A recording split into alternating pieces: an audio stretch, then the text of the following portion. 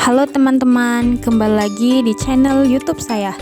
Kali ini saya akan membahas tentang pentingnya kesehatan mental pada perkembangan anak SD. Sebelum ke materi, alangkah lebih baiknya kita memperkenalkan diri terlebih dahulu. Nama saya Umi Kaltsuma Wadda dengan NIM 231203017. Di sini saya akan membahas 5 poin submateri. Yang pertama, definisi kesehatan mental. Yang kedua, faktor-faktor yang mempengaruhi gangguan mental pada anak. Yang ketiga, ciri-ciri anak terkena gangguan mental.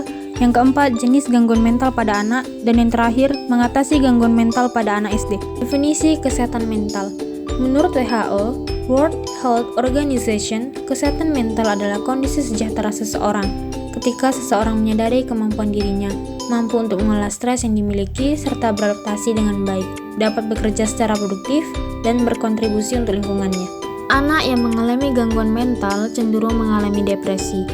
Menurut Fitriana dan Suryani 2009, penelitian di Bantul, Yogyakarta pada tahun 2009 menunjukkan hasil anak usia 10-12 tahun mengalami depresi dengan prevalensi depresi ringan sebanyak 54,83%, depresi sedang sebanyak 38,7%, dan 6,45% pada tingkat depresi berat. Menurut Yosef 2009, depresi adalah emosi atau gangguan alam perasaan yang disertai dengan komponen psikologik dan komponen somatik. Komponen psikologik meliputi murung, sedih, putus asa, rasa susah, dan tidak bahagia, serta komponen somatik seperti konstipasi, anoreksia, kulit lembab atau rasa dingin, nadi, dan tekanan darah menurun. Banyak orang tua tidak bisa mengenali perilaku tertentu yang merupakan tanda dari gangguan mental dan bukan sekedar perasaan sedih atau sedang grogi. Di negara maju, misalnya Amerika Serikat pun, banyak orang tua yang takut mengajak anaknya ke psikiater. Konotasi negatif yang melekat pada penyakit mental membuat banyak orang tidak mau mengakui jika memang butuh perawatan. Adapun faktor-faktor yang mempengaruhi gangguan mental pada anak SD yaitu: pertama, lingkungan keluarga. Menurut Lin Tung, Hsieh, dan Lin 2011, Tanaus 2011, lingkungan keluarga meliputi struktur keluarga, pola asuh maupun konflik keluarga. Anak dengan depresi memiliki proporsi lebih tinggi mengalami tekanan di iklim keluarga yang tidak harmonis. Anak dengan keluarga yang penuh konflik cenderung diabaikan. Orang tua yang mengabaikan anak cenderung tidak memperdulikan kebutuhan emosional anak mereka, sehingga menimbulkan dampak negatif pada perkembangan anak. Konflik keluarga membuat hubungan keluarga dan anak tidak dekat. Hal ini menyebabkan anak sulit untuk mengekspresikan dirinya saat di rumah. Sedangkan pola asuh yang buruk membuat anak merasa tertekan. 2. Lingkungan sekolah. Guru dapat menjadi salah satu faktor timbulnya depresi pada anak. Menurut Tanaus 2011, sikap guru yang dapat menyebabkan depresi anak berupa melakukan diskriminasi, membuat komentar pedas, mempermalukan anak di depan teman sebayanya, dan mencegah anak bermain dengan temannya. Anak tersebut akan merasa sedih, suka menyendiri, tidak memiliki teman, tidak bersemangat, mengalami tekanan hingga benci sekolah, yang mana hal tersebut dikaitkan dengan timbulnya gejala depresi pada anak. 3. Tekanan yang dialami setiap hari.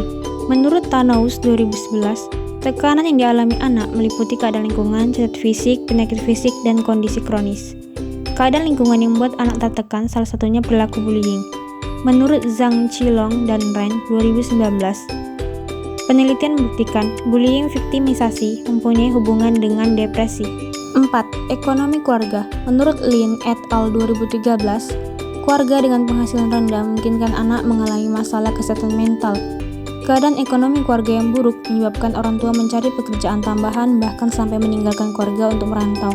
Anak yang mengalami perpisahan dengan orang tua karena pekerjaan membuat anak jauh dari orang tua dan menimbulkan perasaan sedih pada anak. 5. Waktu tidur. Menurut Lin et al. 2011, waktu tidur memiliki pengaruh terhadap pengembangan depresi pada anak. Hal ini sejalan dengan penelitian sebelumnya yang menyebutkan kebiasaan tidur dan faktor keluarga memiliki hubungan dengan depresi. Depresi ibu. Menurut Boyd dan Wanders 2013, depresi yang dialami ibu menyebabkan anak memiliki resiko adanya gejala depresi. Hal ini dipengaruhi oleh faktor lain seperti perkawinan, lingkungan keluarga, ekonomi, pola asuh, dan dukungan sosial. Ciri-ciri anak terkena gangguan mental. Yang pertama, tidak mampu belajar. Yang kedua, tidak bisa menjalin pertemanan. Yang ketiga, terobsesi terhadap sesuatu. Yang keempat, mood yang berubah-ubah. 1. Gangguan kecemasan. Anak-anak dengan gangguan kecemasan merespon situasi tertentu, bahkan hal sepele dengan rasa takut, gugup, dan cemas. 2. Attention Deficit Hyperactivity. Disorder atau ADHD. Anak dengan ADHD umumnya memiliki masalah dalam konsentrasi, fokus, atau memperhatikan dengan baik. Anak cenderung tidak dapat mengikuti arahan, mudah bosan, bergerak terus-menerus, dan impulsif. 3. Gangguan perilaku disruptif. Anak dengan gangguan perilaku disruptif cenderung lebih sering menentang aturan dan sering menyebabkan disrupsi dalam kegiatan struktural seperti di sekolah. 4. Gangguan makan. Anak melibatkan emosi dan sikap yang intens, menolak makan sehingga mempengaruhi berat badan atau pemilih makanan. 5. Gangguan belajar dan komunikasi. Anak-anak dengan gangguan ini memiliki masalah dalam menyimpan dan memproses informasi, dampaknya juga berpengaruh dalam proses belajar. Mengatasi gangguan mental pada anak SD. Yang pertama, menjadi pendengar yang baik. Secara teratur, tanyakan pada mereka bagaimana keadaan mereka sehingga anak akan terbiasa terbuka membicarakan perasaannya. Dengarkan keluh kesah yang mereka rasakan. Adanya komunikasi yang terbuka membuat anak merasa lebih tenang. 2. Memberikan perhatian dan kasih sayang penuh. Selalu tunjukkan kasih sayang kepada anak, seperti memeluknya saat bangun tidur, menciumnya saat ia akan tidur, atau menanyakan bagaimana kegiatannya hari ini. 3. Jalin hubungan yang baik dengan anak.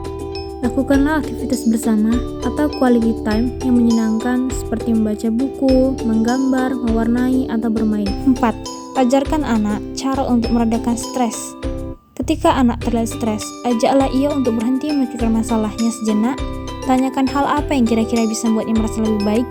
Ajarkan kepadanya bahwa hal ini penting dilakukan, karena untuk memecahkan masalah dengan efektif diperlukan pikiran yang tenang. 5. Biasakan anak dengan pola hidup sehat. Berikan anak makanan bergizi setiap harinya, seperti buah-buahan, sayuran, biji-bijian, dan makanan tinggi protein. Dan ajak anak untuk aktif bergerak dengan rutin berolahraga. Thanks for watching, sampai jumpa di video berikutnya ya.